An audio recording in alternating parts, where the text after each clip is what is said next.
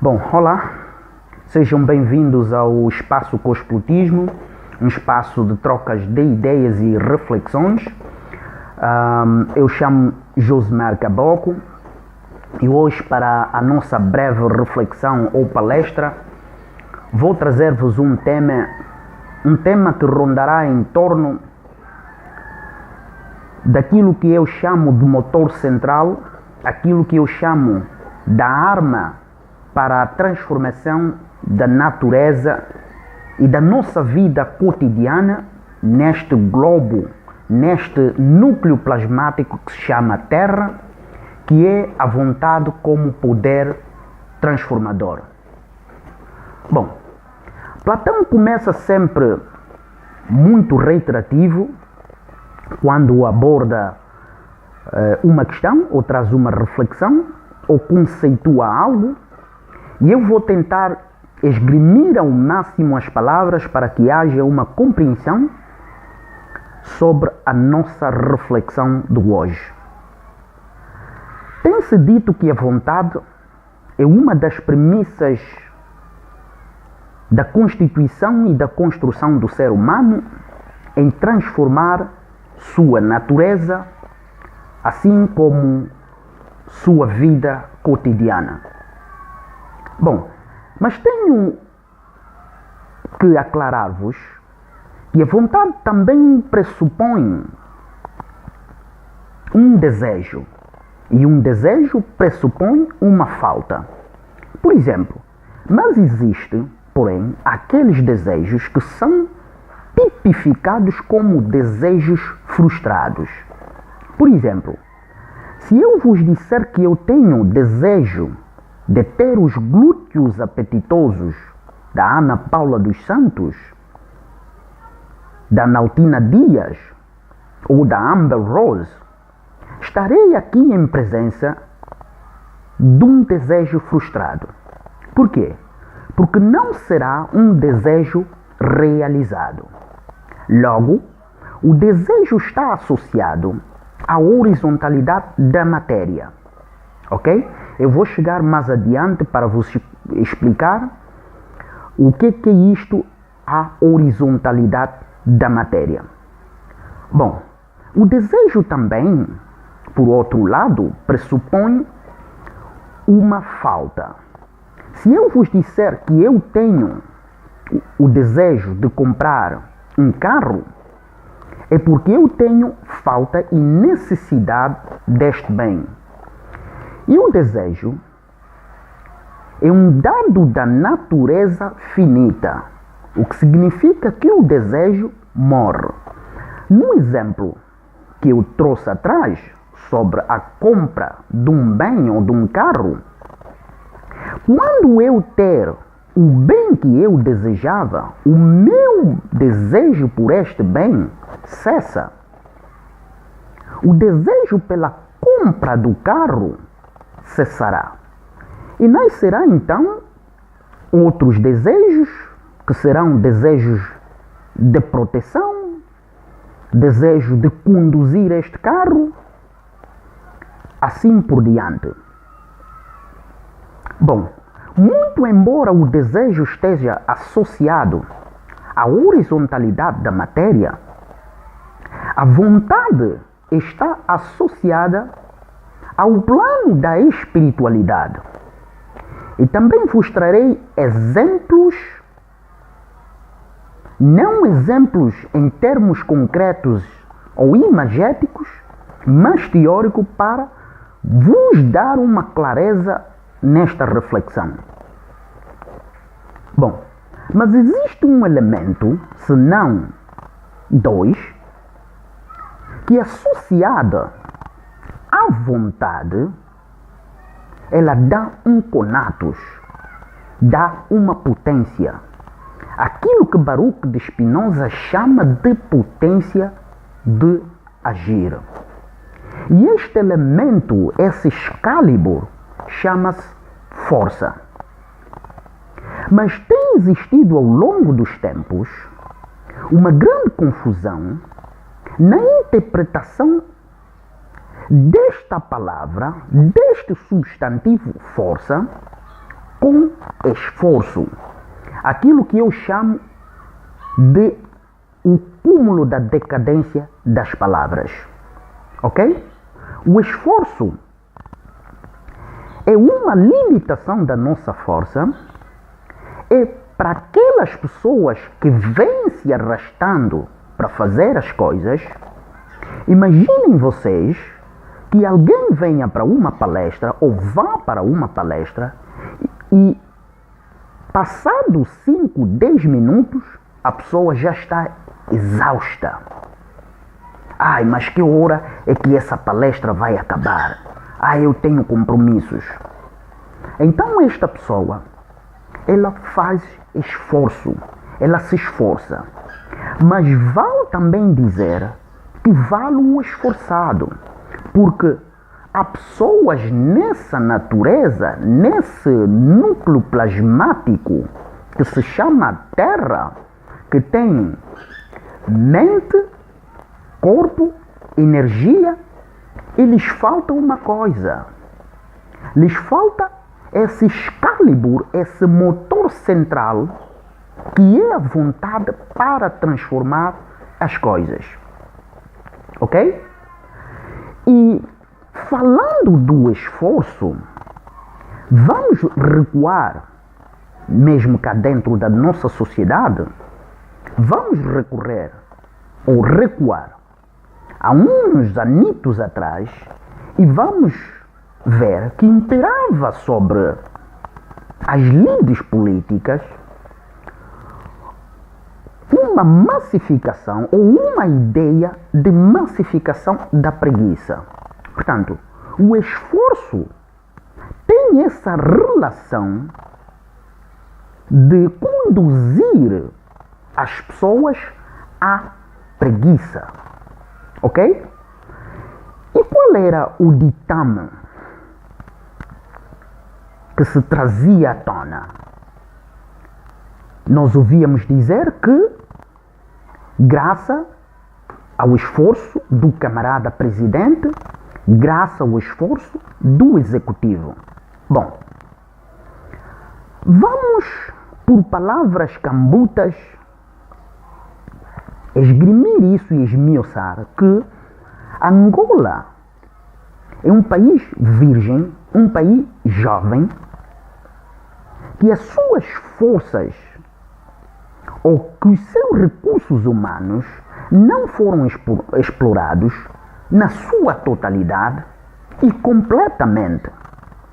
Ok? Assim como os seus recursos naturais não foram explorados. Ok? Então, não existe aqui uma razão de se fazer um esforço. Bom, eu reiterei atrás que o esforço é uma força adicional à limitação da nossa força. Imaginem, no passado, enquanto nós fomos crianças e por fenômenos naturais ou não, adoecíamos, e dia seguinte, imaginem, dia seguinte, a mamãe nos trazia uma sopa ou nos acordava para então tomar um banho, ok? O corpo, imaginem aqui que o corpo tem uma resistência em aceitar algo, ok? Em aceitar algo. E a mãe dizia, por exemplo, que filho, faça um esforço para que tu tomes a sopinha ou vá para o quarto de banho e tomar então o seu banho. Bom, se nós fazermos aqui uma relação entre força e esforço, vamos ver aqui que há um vácuo muito grande. Por isso é que eu dizia que o esforço nos leva ou nos conduz à preguiça. Ok? E este é o grande tema central hoje das sociedades modernas.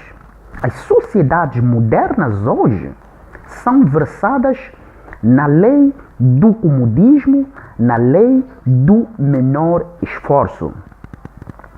Hoje as pessoas querem ganhar mais e trabalhar menos. Quanto menos esforço as pessoas fizerem, melhor para elas. E um outro elemento que também é massificador da preguiça é as tecnologias. Imaginem que este ditado, o mundo em sua casa, é um ditado para massificar a preguiça. Hoje tu convidas um amigo para sair visitar um museu, seja ele de história natural ou de antropologia, e simplesmente te dirá que não.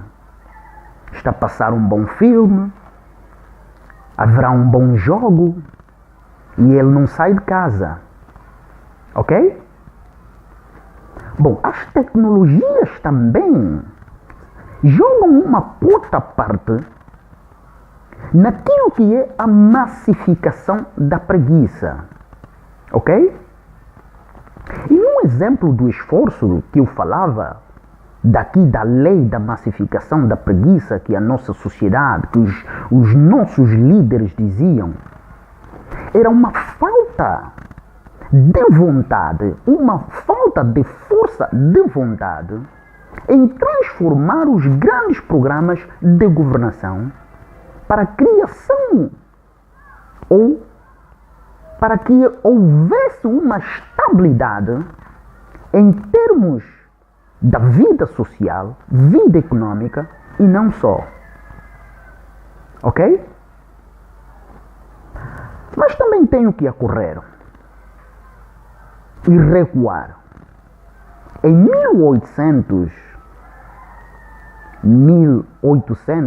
século XVIII, XIX e até princípios do século XX, imaginem que essa lei de massificação também ocorreu. E ocorreu nas grandes ciências do momento, ok? Na filosofia, na psicanálise e na sociologia. Todas as ciências se apegavam no ditado de que o homem era produto do meio.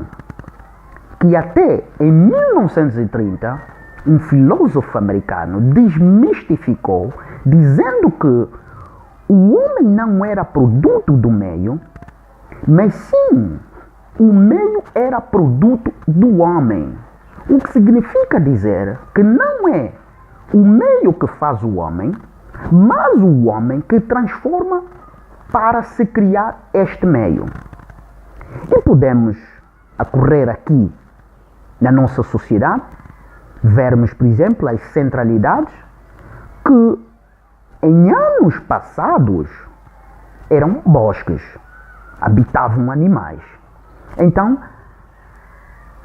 é essa vontade de transformar, esta premissa de transformar a natureza e a vida cotidiana que me leva a trazer esta reflexão da vontade como poder transformador. Ok? Bom, e falando melhor dizer, da lei da massificação da preguiça, existe, não sei se vocês já ouviram falar,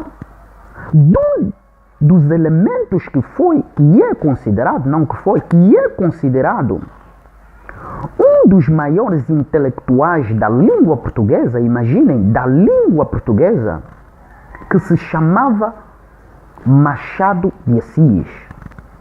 Bom, Machado de Assis era neto de escravos africanos no Brasil e que nunca tivera tido a oportunidade de ir para a escola.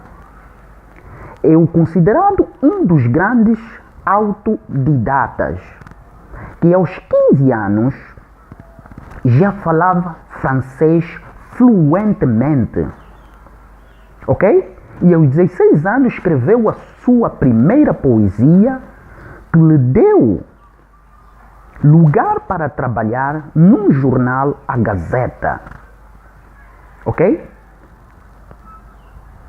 Machado de Assis dizia que, por exemplo, surge esse ditado nas nossas sociedades de que a oportunidade faz o ladrão. Machado de Assis dizia que a oportunidade não faz o ladrão já nasce, ok? O ladrão não precisa de uma oportunidade, assim dizia Machado de Assis. Bom, e voltando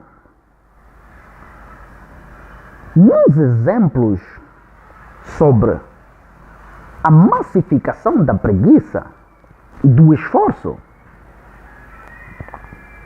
vocês imaginem que as nossas sociedades hoje são bastante débeis. Por quê? Por causa dessa lei da massificação da preguiça, que é a lei do menor esforço. Hoje, as nossas sociedades, e podemos ver aqui na nossa sociedade, que se diz que os jovens hoje são muito urgentes. Hoje o jovem quer ter um Obama, mas não trabalha, ok? Porque ele não carrega consigo esse Excalibur.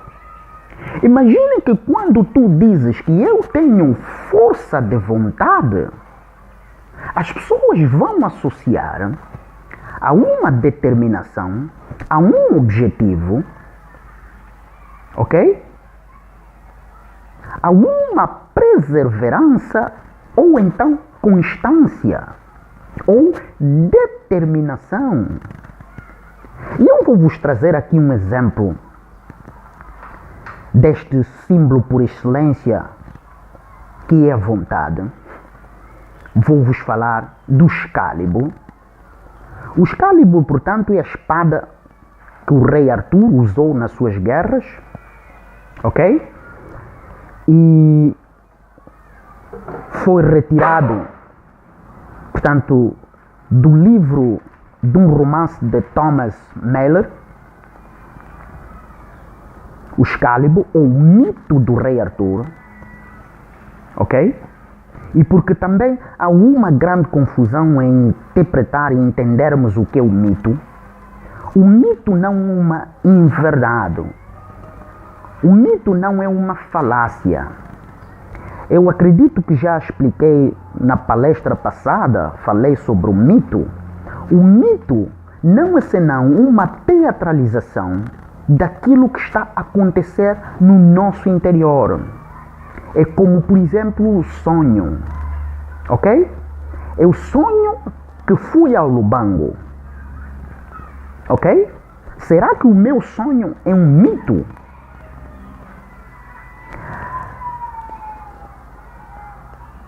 Concretamente, ele pode ser um mito. Mas ao nível da reflexão espiritual, ele não é uma inverdade.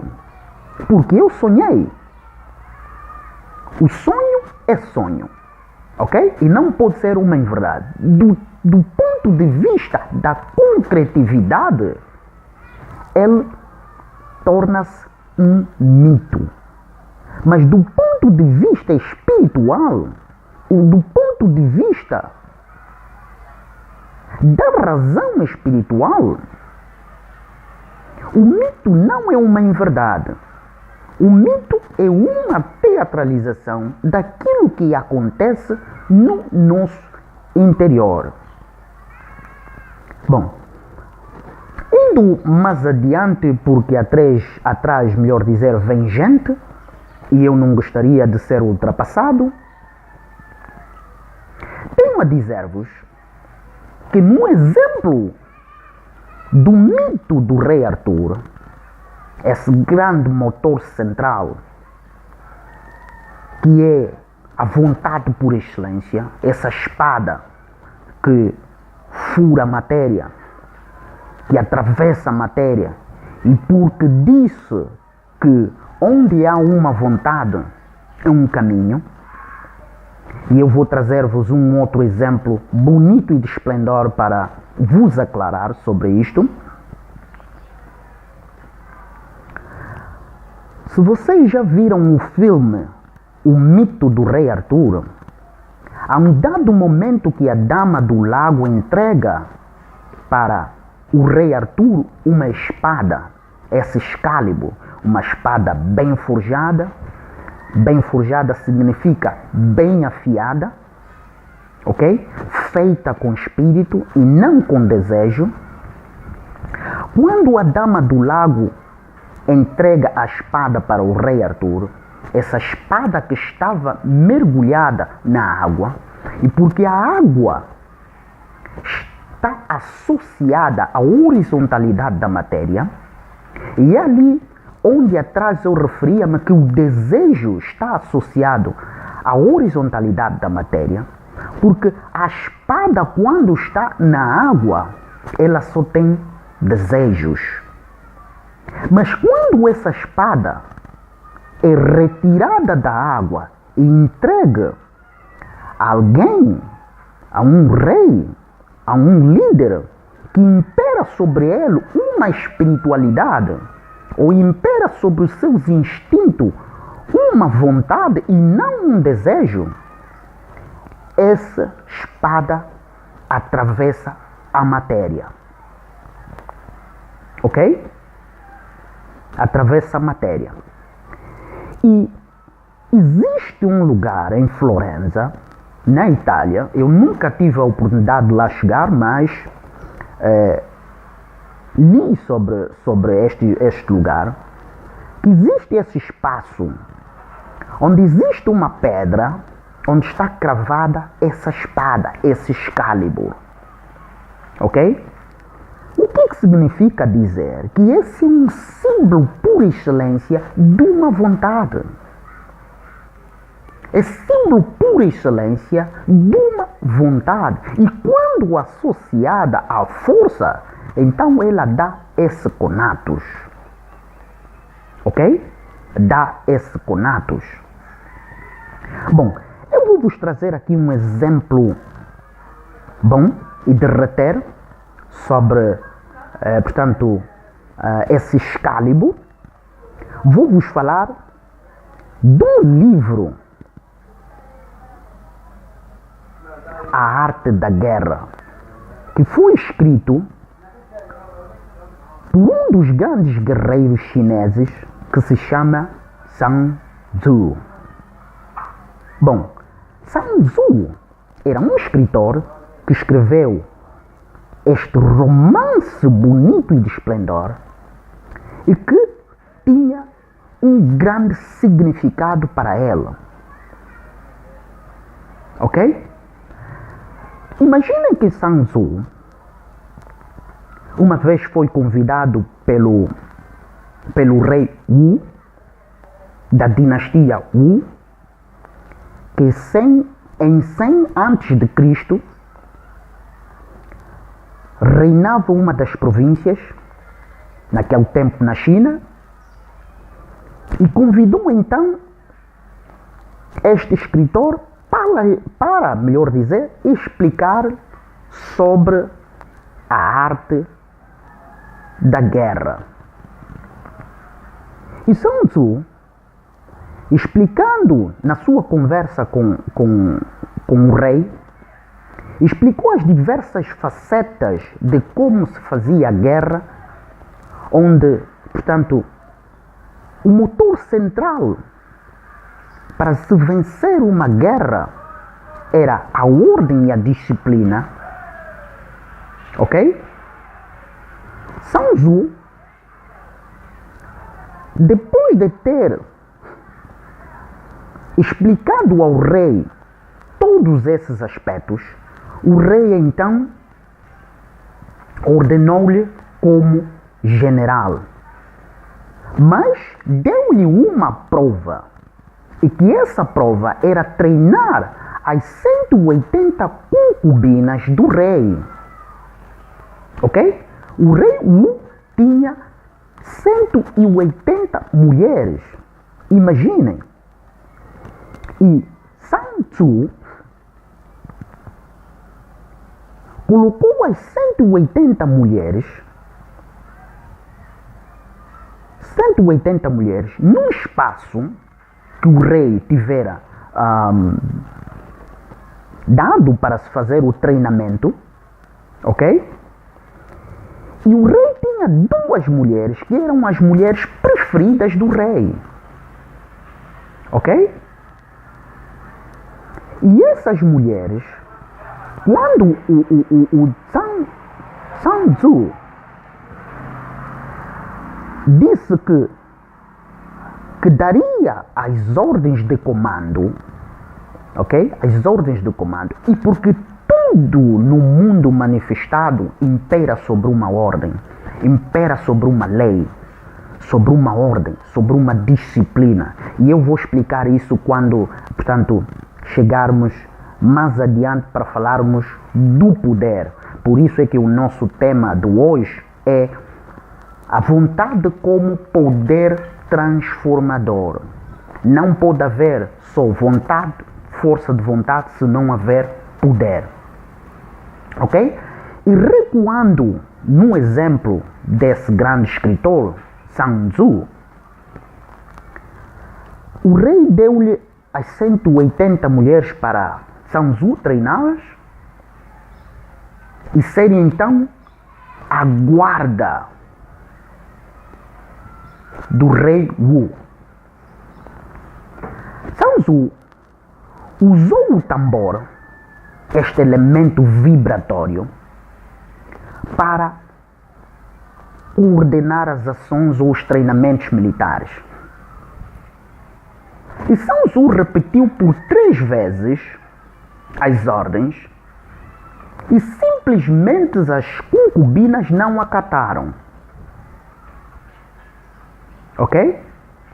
Na quarta ordem, quando as concubinas falharam, ele disse: já que vocês falharam, vocês não estão a obedecer o meu comando e a minha ordem, eu vou matar as 2 concubinas preferidas do rei. Ok? E ele puxou no sabre, ok? E matou as 2 concubinas preferidas do rei Wu. O guarda que o rei Wu tivera dado para acompanhar o treinamento correu até o rei contando o que tivera sucedido. E o rei ficou atormentado e muito assustado com este ato, mas que era um ato de bravura, um ato de ordem, um ato de disciplina, ok? Tudo no mundo manifestado impera sobre uma ordem, ok? E então, o rei ficou muito desapontado com o Sun Tzu e que lhe mandou ir embora, ok? E depois, o que é que aconteceu?